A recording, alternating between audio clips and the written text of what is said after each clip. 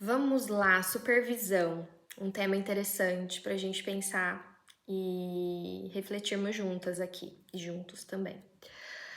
Pessoal, a supervisão, diferente do embasamento de formação, especialização, títulos e tudo mais, eu, Tamires, considero imprescindível para a prática clínica, principalmente no início da carreira, tá? Por quê?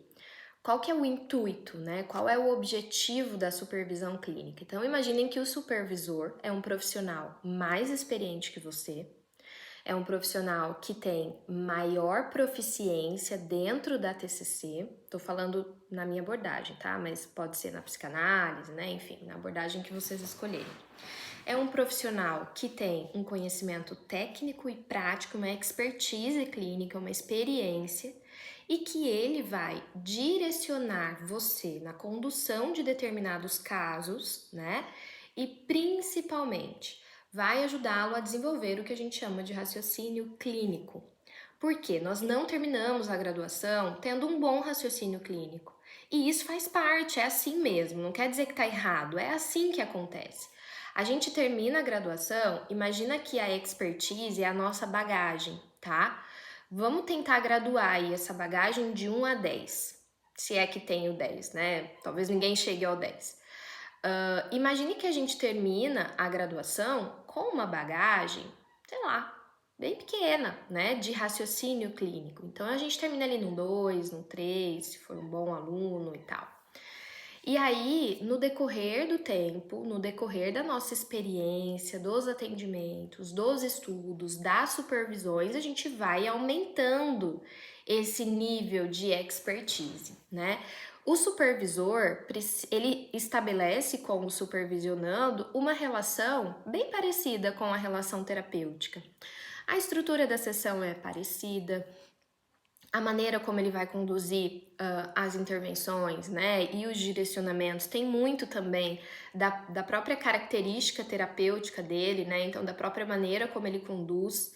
Então, imaginem que vocês podem fazer supervisão com 2 supervisores diferentes da mesma abordagem e os 2 podem ter condutas bastante diferentes entre eles, não que estejam erradas, mas que têm, né, uma característica muito particular ali daquele supervisor. Então, por isso que eu costumo dizer que a relação entre terapeuta e supervisor é uma relação que também precisa ser construído, esse vínculo, essa confiança, né? Precisa ser um profissional que você se identifique, enfim, e várias outras características. Mas o que eu gostaria de frisar? A gente precisa entender que existem modalidades diferentes de supervisão. Então, existem supervisões em grupo e existem supervisões individuais depois que a gente se forma, né? Então, imagina que a supervisão em grupo, eu, Tamires, particularmente adoro. Por quê? É uma possibilidade de você aprender com o caso do seu colega de profissão. Mesmo que você não esteja atendendo, por exemplo, um caso de tag, mas naquele dia foi supervisionado um caso de tag, quando você receber um caso assim, você não vai estar cru, né? Você não vai estar do zero. Então imagina que o grupo, além de nos sentirmos validados, né, e nos sentirmos integrados, até porque a clínica não precisa ser uma prática solitária, então a gente pode se vincular e a gente pode estabelecer esse networking, essa conexão com outros terapeutas que compartilham das mesmas angústias e dificuldades técnicas que nós, e o grupo acaba proporcionando isso, além da integração, além de ser um grupo de referência, né? Então, por exemplo, puxa, se eu faço supervisão com uma colega que eu vejo que ela consegue manejar bem casos de criança, eu sei que se eu receber uma criança eu vou mandar para ela, porque eu já conheço o trabalho dela, né? Então, o grupo ele tem várias vantagens com relação a isso. Além também de que muitas vezes depende muito da característica do supervisor, tá? Mas muitas vezes ele acaba sendo financeiramente mais acessível.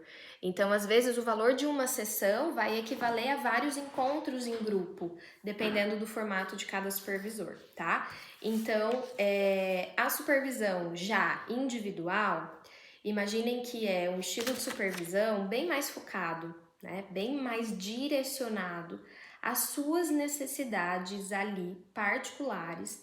E o supervisor, ele vai disponibilizar uma sessão, né?